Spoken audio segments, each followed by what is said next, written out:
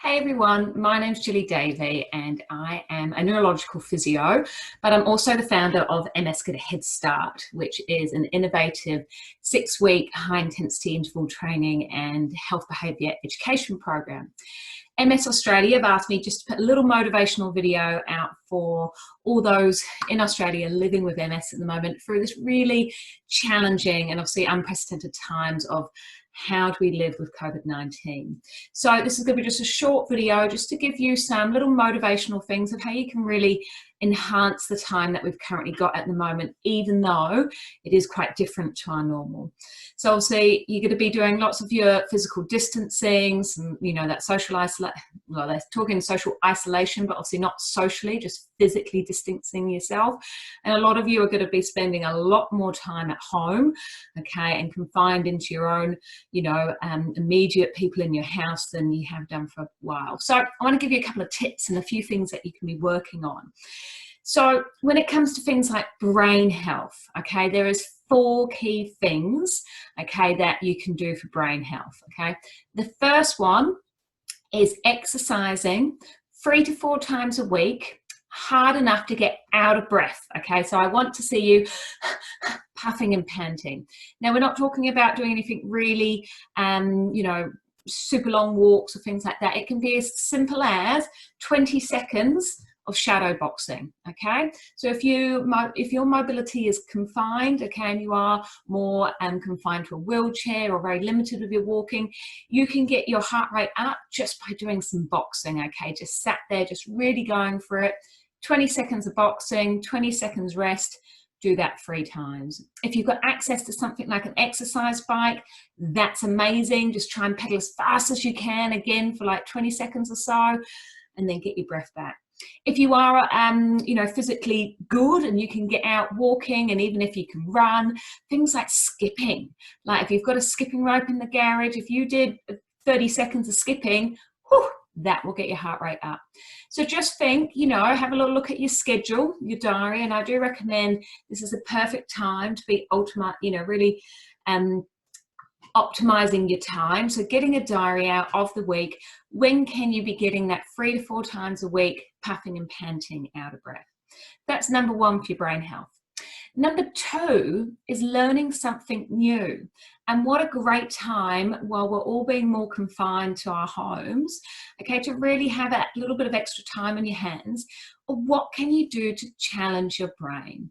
Learning something new is what's going to help keep those axons in your brain stimulated and going. The human brain's been evolved to learn throughout its lifetime.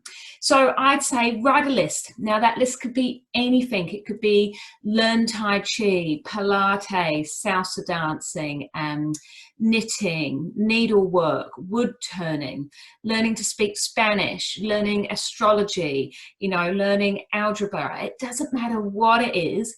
Write down a list of things that interest you, that for years you've always thought, oh, I'd like to know more about that, or I'd like to learn that skill but never have.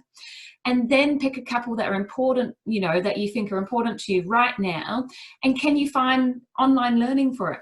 It is amazing what you can currently find in this environment around COVID-19 at the moment.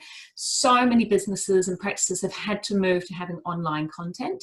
So if you Google away, I'm sure you're going to find something. For me, I'm trying to learn Spanish at the moment. So half an hour a day. I've got 2 apps on my phone and I do 15 minutes on each app of just trying to learn some Spanish. It's pretty hard work. Languages are not my forte, but it's just helping to stimulate that brain. Okay. The third one is about social connection. Okay. You've got to keep that brain stimulated by staying socially connected. Yes, we've got to keep our physical distancing for our life at the moment and, lives around us. We've got to try and stop the spread of COVID-19, but definitely stay connected. Make sure you're getting on the phone, speaking to friends, families, people regularly, is it, social media chats, whatever it might be, but do make sure you're spending that time to connect with people. And number 4, ultimately for brain health, is sleep. And what a good time to be trying to actually prioritize and optimize your sleep. Okay, so getting good sleep at night is really key. But this also brings me on to another area that I think that during this kind of, reduced ability of getting out and about, is maximizing fatigue management. Okay, it's one of the hardest things living with MS is about trying to manage that real, crippling feelings of fatigue.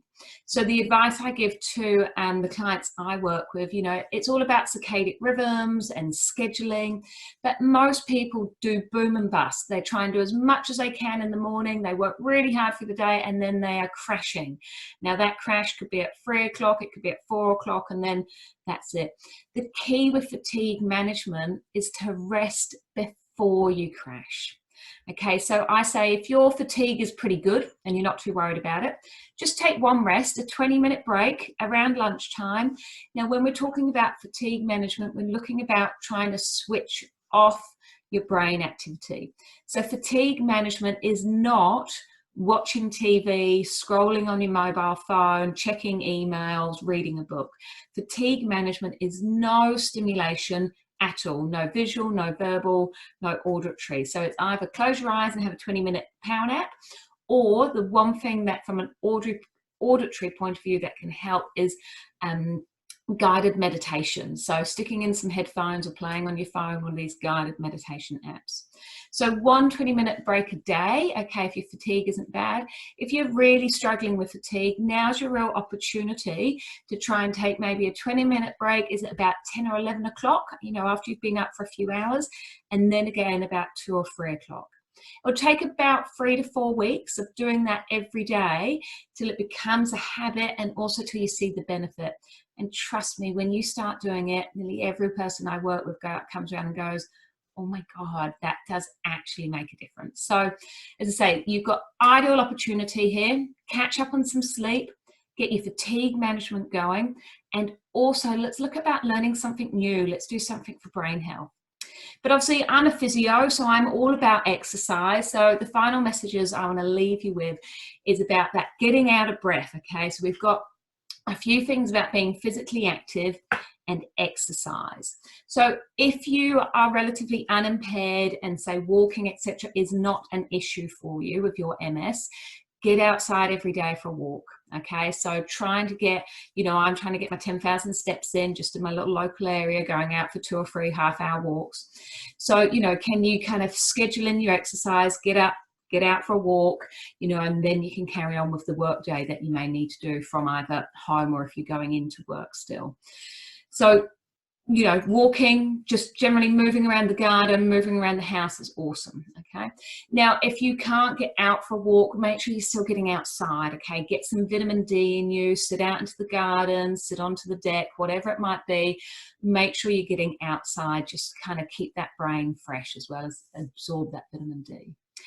But with your exercise, so make sure you're doing something to keep the body moving. You're getting out of breath 3 or 4 times a week, but give yourself a little challenge, okay? There's a lot of exercise videos and stuff available online, but is it something simple as you've got a weak right arm?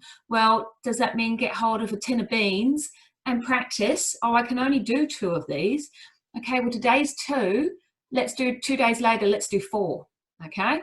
And a couple of days after that, let's get to 6. Or even each day, have a go at doing it and try and do 1 more.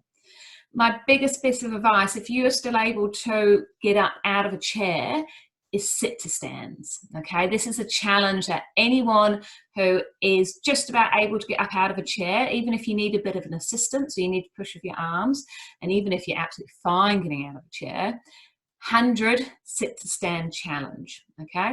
So first day, whatever height you need, okay, even if you need your hands, do as many stand-ups as you can until you feel you can't do any more. Write that number down. Now, for some of you, that might only be 2. For some of you, you might get up to 30 or 40, okay? So write that number down. Each day, you got to do 1 to 2 more than that first day. So write it down, give yourself a goal, give yourself a target. If you can get to 100 sit to stands a day through this period of time where, a lot of services are having to be pulled back and you're not able to get necessarily the same exercise as normal, you're going to have some pretty strong legs, as well as very functional legs to help you get out of chairs and stuff, okay? So that's the 100 sit to stand challenge, okay? I give it to you as a bit of a challenge, and I hope you can take that on. So sit to stand, really strengthen those legs. But as I say, whatever it might be, just pick something that you're not so good at. Let's say it's your handwriting's poor at the moment. Practice, you know, write a paragraph a day, okay? So just take this opportunity that, you know, the human body is designed to get better, okay? It's designed to improve if you use it. If you don't use it, it stays where it is or it gets worse, okay? If you challenge it and you make it do a little bit more each day than the day before, you will get that little bit better.